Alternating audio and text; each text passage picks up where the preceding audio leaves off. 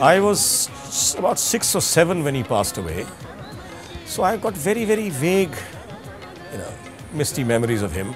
Except one little bit is vivid, is I remember that all the kids in the colony would come over in the evening and my grandfather would story tell.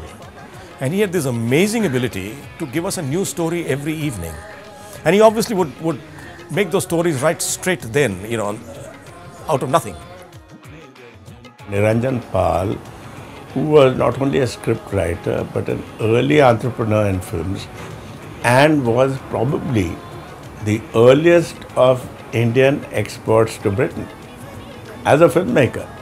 It's quite extraordinary that something like this should actually happen. And how many people know that? Very few people even in India know about Niranjan Pal. Niranjan Pal was a very attractive person for me to study because I felt that he came to this country at a time that was very important in the history of the Indian national movement, and it was also a very significant period in the development of Indo-British relations in the UK. Till he made Light of Asia, which was in 1925, I think his work before that, practically nobody in India knew. For him, coming to this country was almost like a playground, which is the way I see it. For him to kind of start his own cultural revolution, I suppose. This was a country that didn't have that exposure properly in terms of film to Indian culture, and that's what he did. He brought along with him those stories. Niranjan Pal's life is even more fascinating than any of the stories that he wrote for theatre and cinema during his eventful career. He was born in Calcutta on 17th of August 1889.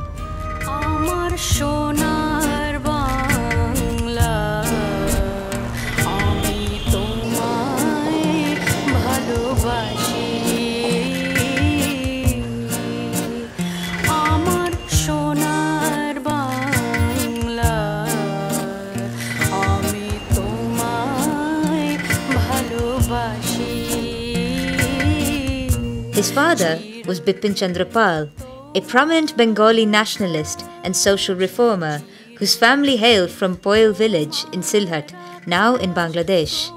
His mother was Nritya Kali, a young, childless Bengali Brahmin widow in the care of Shivanath Shastri, a highly respected leader of the Brahmo Samaj, who had arranged her marriage to Bipin Chandra Pal in 1881.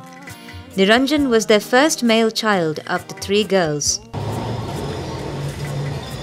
Though his family belonged to the Bengali Bhadralok or gentry, Niranjan was not brought up in the lap of luxury. His grandfather had disinherited his father for joining the Brahmo Samaj, a reformist Hindu organization. This had pushed him into earning his living through teaching, journalism, and writing books. But nothing could blunt Niranjan Pal's spirits. Right from his childhood, he was impulsive and loved action and adventure. He also had an instinctive dislike for seemingly senseless restrictions. When he was about 7, Niranjan, or Nanu as he was called, was admitted in Calcutta's city school in Mirzapur Road. Here, he found the routine so repressive and boring that he quickly found an interesting way out. This got him into trouble with his father. Nanu! Nanu! এতদিন আমাদের বোকা বানিয়ে school পালিয়ে কোথাও যাওয়া হতো তাই না? হ্যাঁ। ও কেন জানতে পারি? স্কুল যাওয়ার মতো। রোজ স্কুল পালিয়ে যেতে কোথায় তুমি? শিয়ালদা স্টেশনে। শিয়ালদা স্টেশনে প্রত্যেক দিন? হ্যাঁ। কেন এমন কি ছিল শিয়ালদা স্টেশনে যে তোমার এত ভালো লাগে? আমি রেলগাড়ি দেখতাম। রেলগাড়ি দেখতাম। চালাকি পেয়েছো? আগে বড়দের কথা শোনো। কথা শোনো। কথা শুনে না করবে আর বলো করবে। বলো করবে। The beating had left him black and blue, but did not stop him from playing truant. Soon, he graduated from train watching to travelling by train to new places. He even went as far as Serampur, where he spent many days and nights watching the Mahesh Rath Yatra.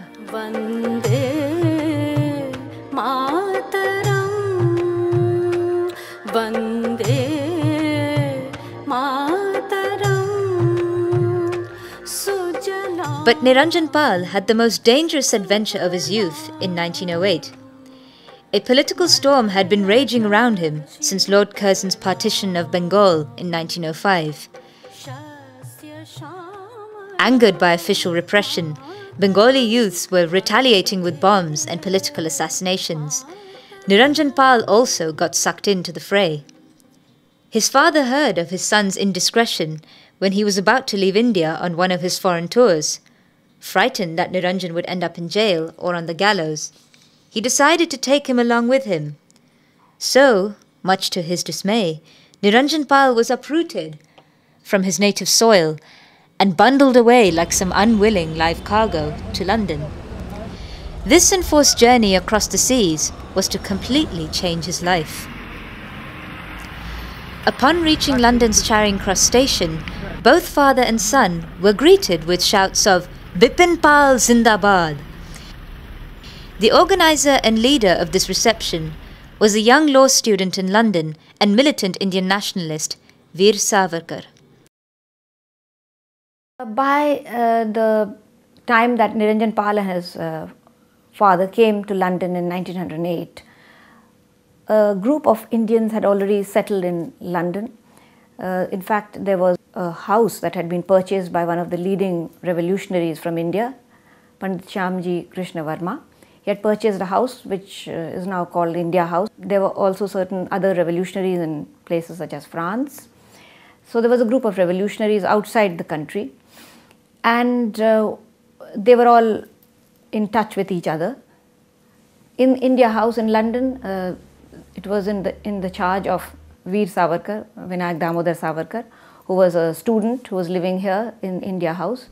Shyamji Krishna Varma, who owned India House, had given him the responsibility to run India House like an Indian hostel for Indian students here. So when Savarkar came to know that Bipin Chandra Pal, who is a national figure, is coming with his son to London, it was natural that he assembled a group of students and went to welcome them when they appeared at Charing Cross station. I think India House played a pivotal role in developing the intellectual persona of Niranjan Pal. Niranjan Pal came here and there was a ready atmosphere of like-minded students, intellectuals. It gave him opportunity to network, it gave him opportunity to know better the society surroundings, London. It was a new place, unfamiliar place for him. So he felt at home. It couldn't have been a better place for him to come to a new city and come straight to a sort of home-like atmosphere. Jai Bharat Maa, Jai Bharat Maa, Jai Bharat Maa, Jai Bharat Maa. Bipin Chandra Pal realized that Niranjan's shift from Calcutta into India House was like jumping out of the frying pan into the fire. Niranjan, I see great potential in you. You are the son of a great leader, Bipin Chandra Pal. Your father believes that we can win freedom by constitutional means. This can never happen. An oppressor never leaves until he is kicked out. The British Empire is our enemy, not the British people. We have many English friends. Some of them have come to India House. Every morning I wake up with this humiliation. I cannot forget how Lord Curzon divided us. He divided Bengal. We should not let this insult melt away. Can you forget this? No. Can you forget 1857? No. Can you forget that they hanged and killed thousands of men, women and even children? Can you forget it? No. Let us make no mistake. We have one mission. We have one goal: to liberate our motherland, to liberate Bharat, to liberate India.